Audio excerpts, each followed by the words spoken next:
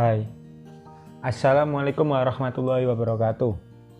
Perkenalkan, nama saya Ahmad Gali Indra Kurniawan, Prodi Sistem Informasi, Fakultas Ilmu Komputer. Dalam tugas bahasa Indonesia ini, saya akan mengangkat kisah dari seorang yang masa kecilnya diwarnai dengan kesederhanaan dan serba kekurangan. Tapi berkat usaha dan kerja kerasnya, beliau mampu mengubah nasib sebuah kehidupan. Siapakah beliau? Ini kisahnya.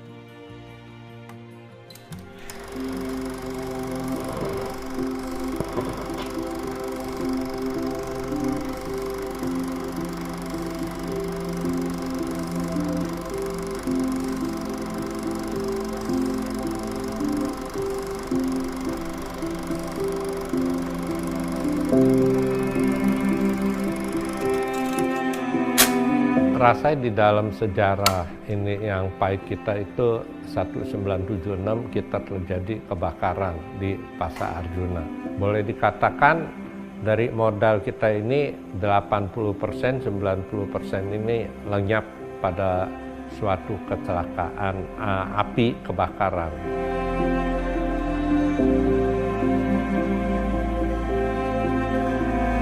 Berkat kita punya ketekunan, akhirnya kita bisa bangkit kembali dan juga dalam waktu ya relatif singkat.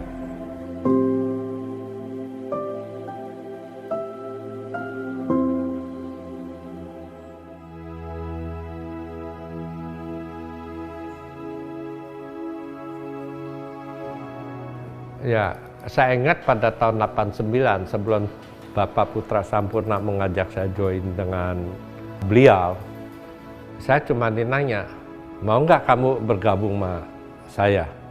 Pada waktu itu jawaban saya juga cuma 5 menit. Siap.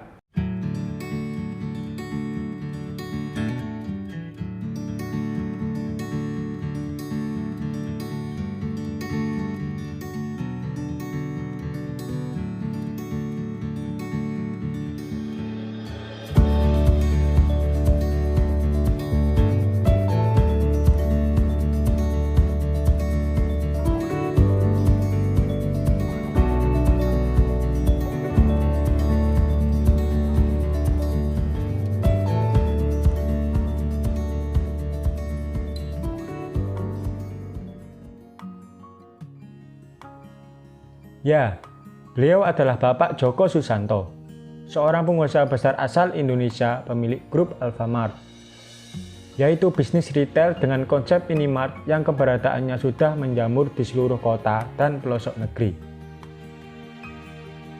Seperti yang sudah ditayangkan, beliau bukan seorang yang terlahir dari keluarga yang serba mampu. Hidup dalam rumah kontrakan sederhana di gang kecil yang kesehariannya diwarnai kesederhanaan. Akan tetapi, hidup memberikannya peluang. Di sisi kemiskinan itu, beliau dianugerahi kesehatan dan tekad yang kuat. Tidak pernah gentar menghadapi realita hidup yang begitu keras.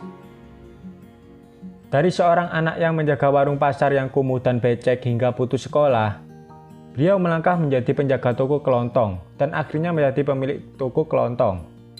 Mengembangkan toko grosir rokok dan kemudian bisa membangun bisnis waralaba Alfamart bersama Bapak Putra Sampurna, pemilik perusahaan rokok besar di Indonesia.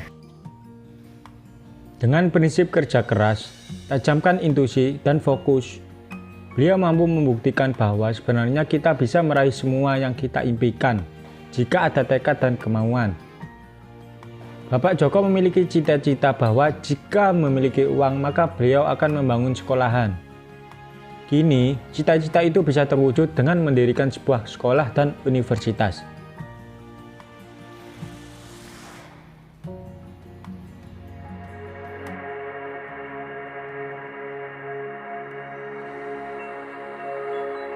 Pada tahun 66 April, pada waktu itu karena ini kita seperti biasa ya. Pagi-pagi kita udah naik sepeda, kita datang ke sekolahan yang ada di Mangga Besar dari Petojo. Begitu kita datang sampai sekolahan itu ditutup dan semua Chinese school ini ditutup. Betapa sedihnya hati kita ini ya, bahwa kita ini pas harus sekolah, harus muda-muda ini sekolah, tetapi yang terjadi sekolahan ini udah di take over, diambil alih ya. Waktu itu kami ya sama aparat ini. Jadi di dalam hati kecil saya pada waktu itu, saya cuma bertekad pada suatu saat kalau gua punya duit ya gua bangun sekolahan. Saya ini pendidikannya sangat rendah. Tapi saya cuma satu, kita ini harusnya belajar, kerja, dan belajar. Ya, bangun sekolahan ini kita lakukan pada tahun 85. Yaitu dari awalnya 5 ruko, TK, SD, SMP, SMA.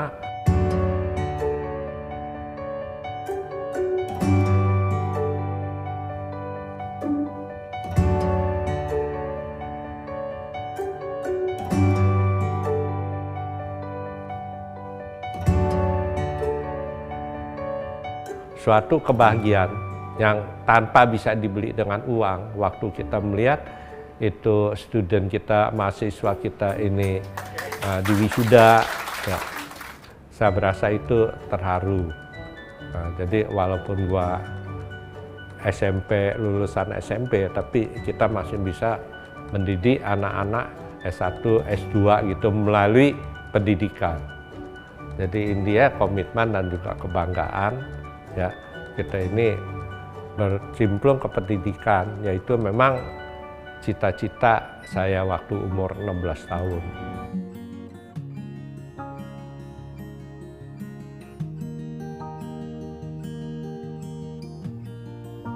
Meski status pendidikan Bapak Joko sangat rendah, beliau mampu membuktikan bahwa dengan tekad belajar dan kerja nyata, semua hal yang hanya diimpikan kini menjadi impian bagi banyak orang.